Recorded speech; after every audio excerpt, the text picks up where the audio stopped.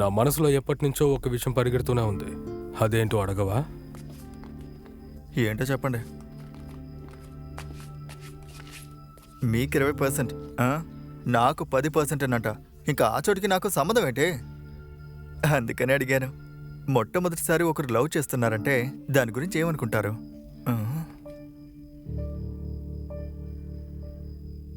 అక్కడ చూడండి, మన రూపాలి అక్కడుంది. తన దగ్గరికి వెళ్ళి అడుగుదాం.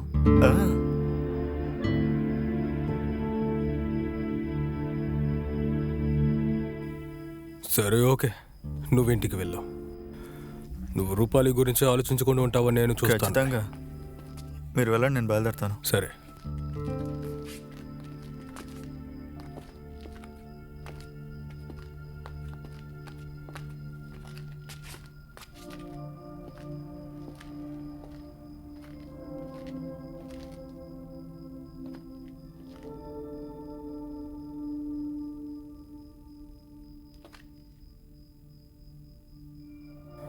ఏయ్, ఇక్కడేం చూస్తున్నావు? సోనకి. ఎవరిది? ఎవరు అంటే? నా కంటికి ఎవరు కనిపించట్లేదు, అందుకే అడుగుతున్నాను. నీ కంటి కనిపించట్లేదా? లేదు, కనిపించట్లేదు. రే పిచ్చోడా, అక్కడుంది చూడు. తను నీకు కనిపిస్తుందో లేదో, నేను మాత్రం ఇప్పుడు చేయబోతున్నాను. నువ్వు ఒకటి చూడు. ఓరి భగవంతుడా, అది జోనాకి కాదు, తను మాషా. రే పిచ్చోడా, అది జోనాకినేరా. తను నీకు జోనాకియా? దానికి అర్థం బుద్ధి తక్కువ అని. ఏం, జోనాకి నిజంగానే మూర్ఖురాలే కదా? తన గురించి ఏమనుకుంటున్నావో నేను చూస్తాను. నాకు తెలుసు, నా మనసులో ఎవరి మీద ఎలాంటి ప్రేమ లేదు.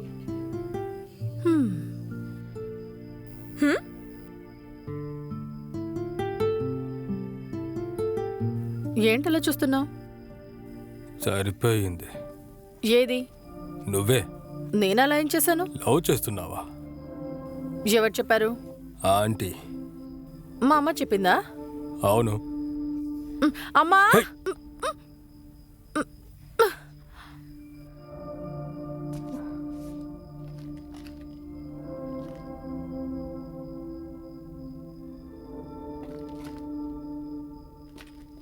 ఏం ఆలోచిస్తున్నావు? ఆలోచించట్లేదు, నాకు ఆకలేస్తుంది, అందుకే చూస్తున్నా. ఇంత దురాశ ఉన్నవాడిని నేను అసలు ఎక్కడ చూడలేదు. రే, దమ్ము కొట్టకు. ఎందుకు? అది నాకు నొప్పెడుతుంది. నువ్వో చేస్తున్నావు, నేనేగా చేస్తున్నా. రే, స్మోక్ చేయొద్దన్నాను కదా. నీకది ఎంత నొప్పిగా ఉంటుందని చెక్ చేశానులే. ఇంతకు ముందెప్పుడూ లేదు, కానీ ఇప్పుడు నొప్పెడుతుంది. ఎందుకు?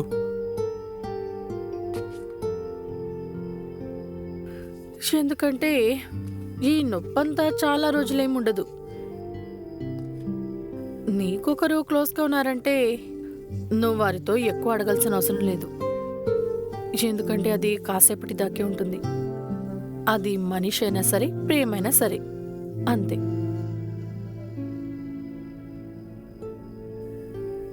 ఒకవేళ గట్టిగా వచ్చి గాలి వీస్తే మొత్తం అన్ని కలకపలకం అయిపోతే నువ్వు ఇలాగే మాట్లాడుతుంటావా? అలా కాకూడదంటే చేయి పట్టుకోవచ్చు. నీతో పాటు నేను వచ్చేస్తాను. ఇద్దరం కలిసి గాల్లో అలాగే తేలుతూ వెళ్ళిపోదాం. ఈ గాలి ఇటు పక్క లాగపోయి ఉంటే నేను చూసుండేవాడిని కాదు. ఎక్కడో దూరంగా అలా మేఘాల్లో ఎదురు చూస్తూ ఉండేవాడిని. నేను ఆకాశంలో చాలా దూరం వెళ్ళడానికి ముందే నీకోసం వెయిట్ చేస్తాను. రోజు రోజుకి సమస్య పెద్దదైపోతుంది. ఇలా చూడు, నేను చెప్పినట్టుగా లేదా నాన్న చెప్పినట్టుగా నువ్వు విన్నావంటే జరిగే ఎలక్షన్లో ఖచ్చితంగా మీరు గెలుస్తారు. ఆ తర్వాత అంతా మీ కంట్రోల్లోకి వచ్చేస్తుంది. మీరు కంగారు పడాల్సిన అవసరం లేదు. అలాగే తమ్ముడికి కావలసినవన్నీ నువ్వు పక్కనే ఉండి చూసుకో. దయచేసి మీరు మా పెద్దన్నతో మాట్లాడద్దు. అలాగే ఆ విషయాన్ని వదిలేయండి. పోరాబాయ్, నా కొడుక్కి మీరు ఆశీర్వాదం ఇస్తే చాలా బాగుంటుంది. మిగతాది నేను చూసుకుంటాను. వస్తాను మోరే బాయ్. అసలు వాలేకుం అస్సలాం. Thank you.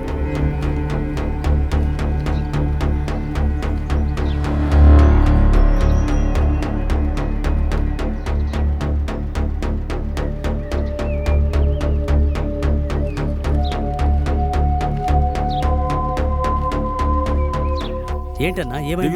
దిగులు పడద్దు, అంతా మంచి విషయమే. నేను అన్నయ్యతో మాట్లాడాను.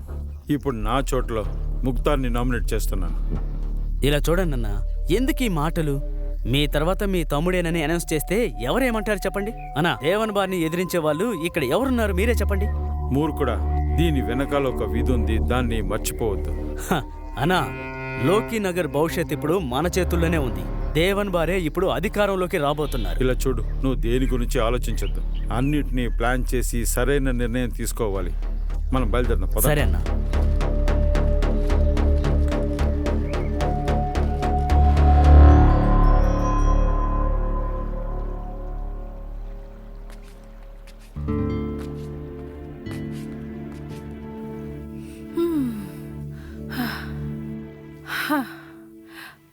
రా కిందికి వెళ్దాం. సరే. హే జాగ్రత్త.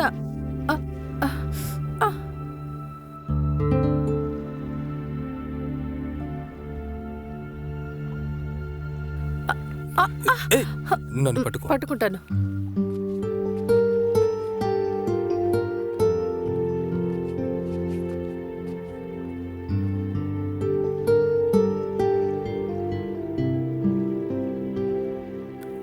నిజంగానే నువ్వు ఒక గాలి లాంటి దానివి. గాల? ఊదే గాల లేదా తోసేసే గాల? చల్లటి గాలి.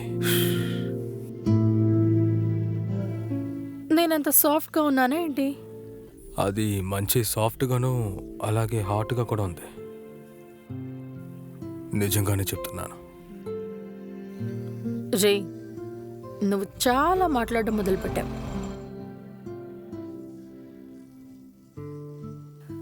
ఎందుకని నన్ను ఇప్పుడు హాట్ అని చెప్పావు? నిప్పు అలాగే గాలి కలిస్తేనే ఒక సుడిగుండ తయారవుతుంది. నిప్పు అంటే అందరికీ భయం, కానీ గాలి అందరినీ సంతోషపెడుతుంది. కానీ గాలి మాత్రమే పెట్టుకుని ఏం చేయలేం కదా. అవును, గాలిని మనం ఫీల్ చేయగలం అంతే. నువ్వు తెలివైన వాడివే. అది నాకు తెలుసు. నాకు అన్నీ అర్థమవుతాయి. అవునవును, అన్నీ అర్థమవుతున్నాయి.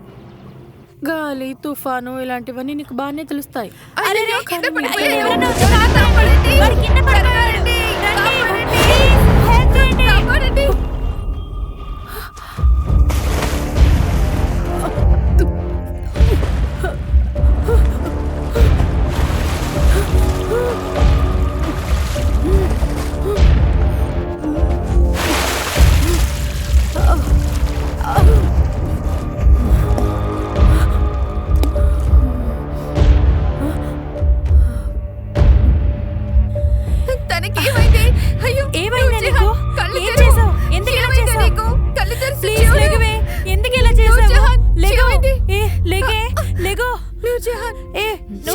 చెప్పేది వినే.